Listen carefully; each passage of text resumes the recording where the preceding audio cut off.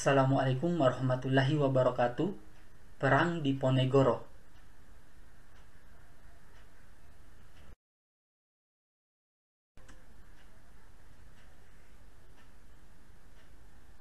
Perang Jawa dengan Pangeran Diponegoro sebagai tokoh sentralnya merupakan pertempuran melelahkan melawan Belanda yang berlangsung selama 5 tahun dari 1825 sampai 1830.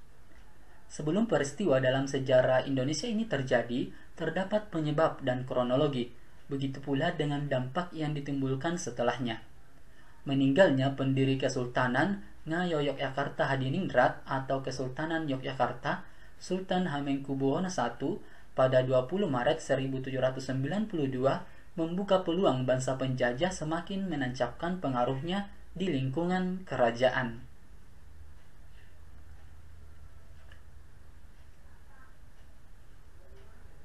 Peter Carey dalam The Origins of the Java War 1976 mengungkapkan bahwa campur tangan bangsa asing menyebabkan terjadinya konflik di internal Keraton Yogyakarta.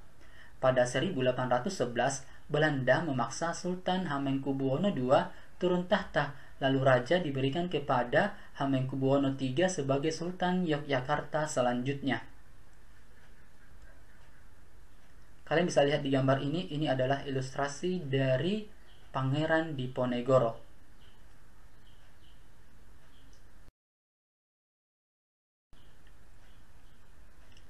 Penyebab Perang Diponegoro.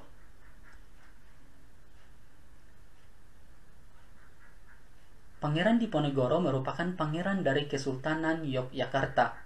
Lahir tanggal 11 November 1785. Nama aslinya adalah Raden Mas Mustahar yang kemudian diganti menjadi Raden Mas Antawirya seiring usia sesuai tradisi keraton. Raden Mas Antawirya adalah putra dari Raden Mas Suraja atau yang nantinya bertahta dengan gelar Sultan Hamengkubuwono III.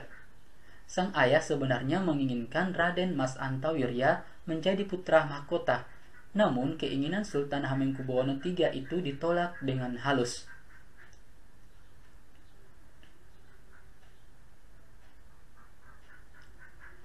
Penolakan tersebut alasannya karena lantaran ibunya bukan istri permaisuri raja.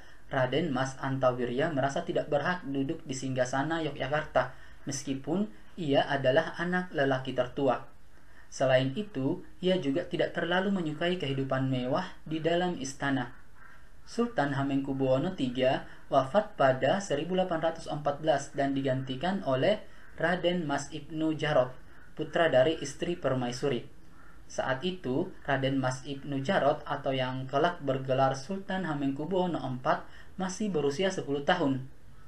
Pengaruh Belanda atas keraton semakin kuat di saat istana sedang labil lantaran Sultan Hamengkubuwono IV masih kecil. Muak atas situasi itu, Raden Mas Antawirya memutuskan keluar dari keraton dan kemudian tinggal di kediaman neneknya di wilayah Tegalrejo, Yogyakarta. Dari sinilah perlawanan Raden Mas Antawirya alias Pangeran Diponegoro terhadap Belanda bermula.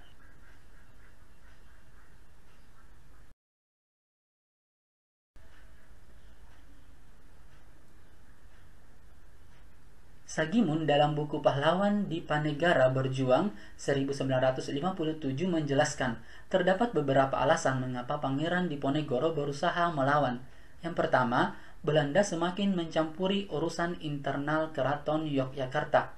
Alasan kedua, akibat pengaruh Belanda, beban pajak yang ditanggung rakyat menjadi sangat berat. Dan alasan ketiga, rencana Belanda membangun jalan kereta api yang melewati kediaman neneknya, membuat Pangeran Diponegoro mantap melakukan perlawanan. Kalian bisa lihat di kedua gambar ini adalah ilustrasi dari peperangan Pangeran Diponegoro.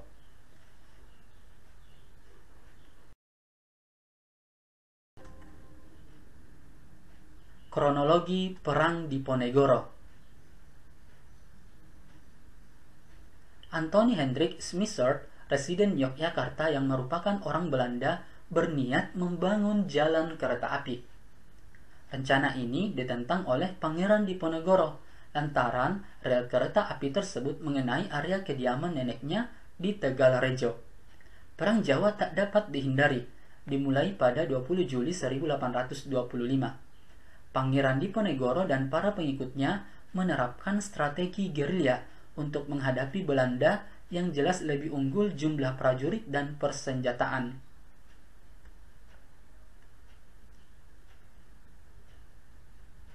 Kubu Pangeran Diponegoro bermarkas di pedalaman Goa Selarong, suatu kawasan pegunungan di wilayah Pajangan, Bantul, yang terletak sekitar 26 km ke arah barat daya dari Keraton Yogyakarta.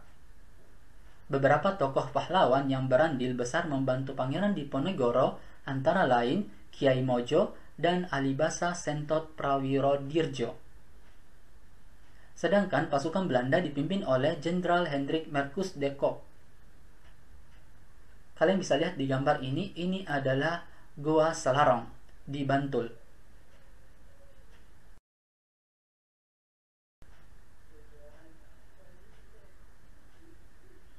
Pasukan Diponegoro selalu bergerak, masuk keluar hutan, naik turun gunung, dan menjelajahi banyak wilayah, dari Yogyakarta, Jawa Tengah, sampai Jawa Timur. Strategi ini sangat merepotkan Belanda yang terpaksa mengeluarkan banyak biaya untuk membiayai Perang Jawa dan mendatangkan pasukan bantuan. Belanda terpaksa menarik pasukan yang sedang menghadapi pertempuran di Sumatera Barat, yakni Perang Padri, yang digalang oleh para tokoh Minangkabau termasuk Tuanku Imam Bonjol untuk diperbantukan di Perang Jawa.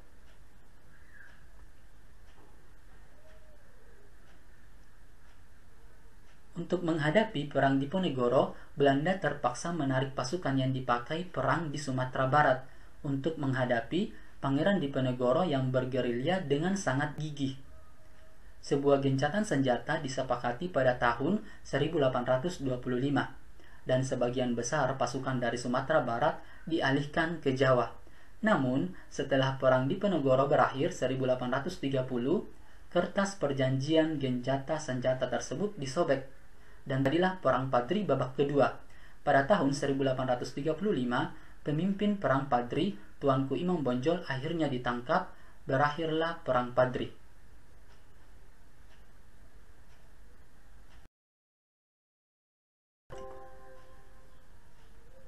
Akhir Perang Diponegoro. Kekuatan Belanda yang semakin bertambah membuat kubu Pangeran Diponegoro mulai terdesak. Satu demi satu, pimpinan pasukan Diponegoro tertangkap, termasuk Kiai Mojo dan Alibasa Sentot Prawirodirjo. Belanda menawarkan gencatan senjata. Pangeran Diponegoro yang semula kukuh akhirnya bersedia demi keselamatan pasukan dan pengikutnya. Ia mau diajak berunding dengan syarat keluarga dan para pengikutnya dibebaskan.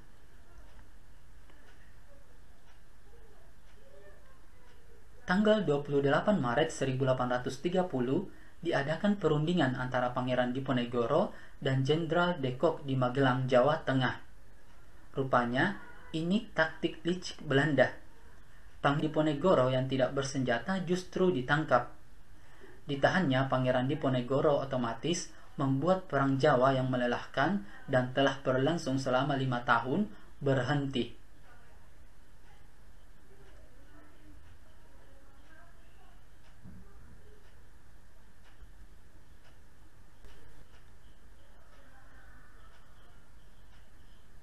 Dikutip dari Sulawesi Island Crossroads of Indonesia 1990 karya Toby Ellis Folkman, Pangeran Diponegoro kemudian diasingkan ke Manado, kemudian dipindahkan ke Makassar, hingga wafatnya tanggal 8 Januari 1855. Secara keseluruhan, dampak Perang Jawa telah merenggut 200.000 korban jiwa, di antaranya 7.000 orang dari pihak pribumi dan 8.000 orang dari pasukan Belanda.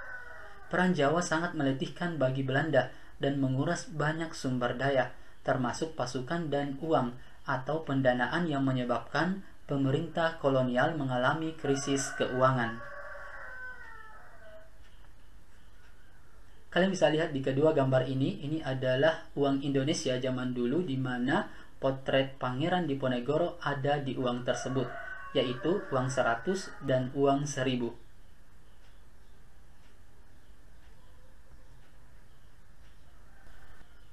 Oke, cukup sekian pembahasannya. Semoga bermanfaat. Terima kasih.